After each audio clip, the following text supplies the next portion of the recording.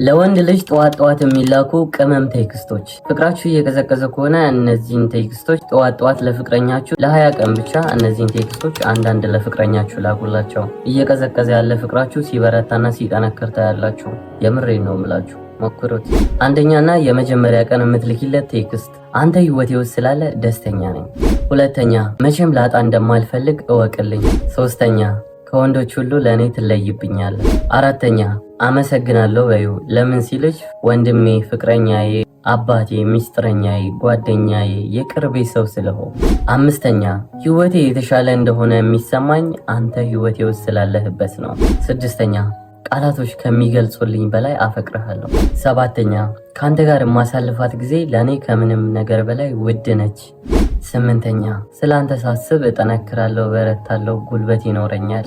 ዘጠነኛ የህይወቴ ምርጡ ክፍል አንተ ያለህበት ነው፣ አንተን ያወቅኩበት፣ ካንተ ጋር ግንኙነት የጀመርኩበት። አስረኛ ድምፅህን መስማቴ በራሱ የቀኔ መብራት ነው፣ ቀኔን ባንተ ድምፅ አሳምረዋል።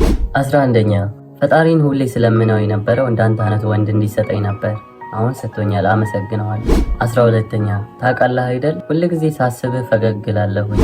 13ኛ ካንተ ጋር ስሆን ሁሌም ነፃነት ይሰማኛል፣ እንደ ልቤ እሆናለሁ። 14ኛ ከምትረዳኝና ከሚገባክ በላይ አፈቅርሃለሁ። 15ኛ ይሄ ልቡን ቀጥ ሊያደርገው ይችላል። ብዙ ሴቶች ሊወዱ፣ ሊያፈቅሩ፣ ሊፈልጉ ይችላሉ። እመነኝ፣ እኔ የምወድህ፣ እኔ የምፈልግህ፣ እኔ የማፈቅርህን ግማሹን አያክልም። 16ኛ ሙሉ ለሙሉ አምንሃለሁ፣ ለደቂቃ ራሱ ተጠራጥሬ አላቅም። 17ኛ እቺ ልብን ታሞቃለች። ሙሉ ለሙሉ የምረጋጋው አንተ ጋር ስሆን ነው፣ ልቤ ሰላሙን የሚያገኘው አንተ ጋር ሳወራ።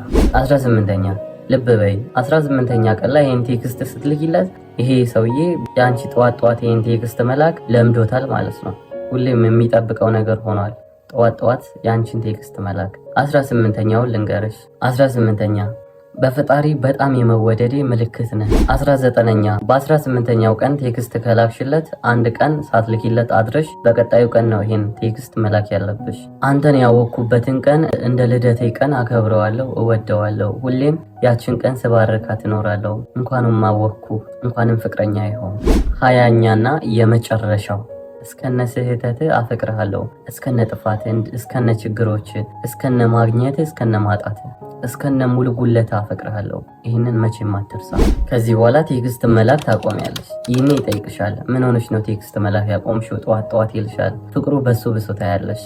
በፊት የሌለው እንክብካቤ፣ በፊት የሌለው ቦታ መስጠት እንዳለ እሱ ጋር እየጨመረና እየበዛ ይመጣል። በመጨረሻው ቀን እዚሁ ቪዲዮ ላይ መተሽ ኮመንት አድርጊልኝ። እንደሚሰራልሽ 100% እርግጠኛ ነኝ። ለወንዶች በቀጣይ እሰራላችኋለሁ።